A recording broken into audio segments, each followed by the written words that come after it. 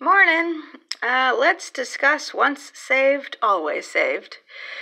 I have a handful of scriptural references. Here we start in Galatians, where Paul is talking about the women represented Sarah, who represents Jerusalem. Therefore, brothers and sisters, we are not children of a slave, but of the free woman of promise, Sarah. I like being referenced as a child of the free woman. It goes with how also in Galatians chapter 4, so you are no longer a slave but a son, and if a son, then God has made you an heir, like the prodigal son. We recall that story of how when the kid came back from the pig pen and was walking home, and the dad saw him from afar off and ran to him. He didn't wait for him to get all the way home. He ran out and met him way out far in the road. So even as soon as there was a glimmer of hope of the son being anywhere near home, the father recognized his return was pending and went and met him far away.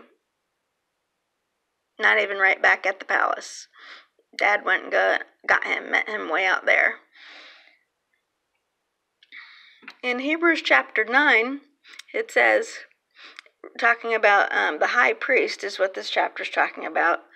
He had entered the most holy place once for all time, not by the blood of goats and calves, but by his own blood, having obtained eternal redemption. So what happens to our fate is not the fulcrum of it is Jesus and the work that he did, and he is stronger than us, not weaker than us. In Revelation 17, the beast that you saw was and is not, and is about to come up from the abyss and go to destruction. Those who live on the earth, whose names have not been written in the book of life from the foundation of the world, will be astonished when they see the beast that was and is not and is to come.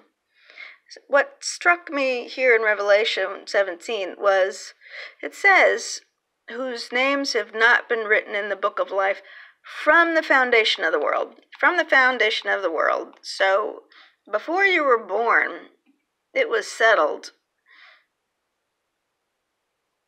In 1 John chapter 4, in this, love is made complete with us, so that we may have confidence in the day of judgment, because as he is, so also are we in this world.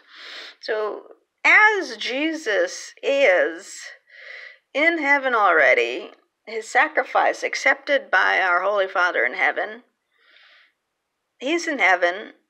And so we have the confidence that we will be with them for eternity in heaven also. And this love made complete with us was not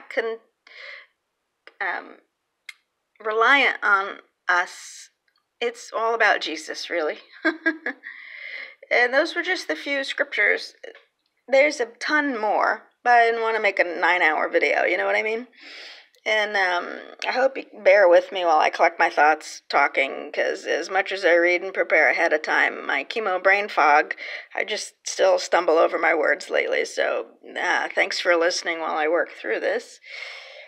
And there you go. Those few lines there give me hope that once you've accepted the role Jesus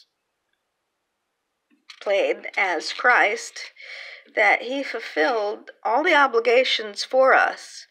All we have to do is accept that. Once we accept that, we're good. I'm serious. It has to be that straightforward, because it cannot rely on our human power. It cannot be dependent on our fallen nature.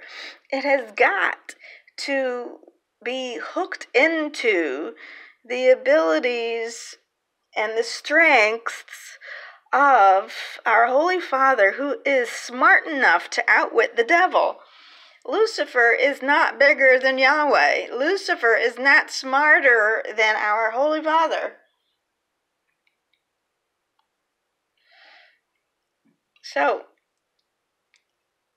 written in the book of life from the foundation of the world, Yahweh knows who will reject Jesus.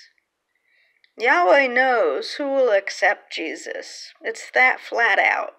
So whether you accepted Jesus as a 5-year-old or a 105-year-old, Yahweh knows exactly how you will treat his son.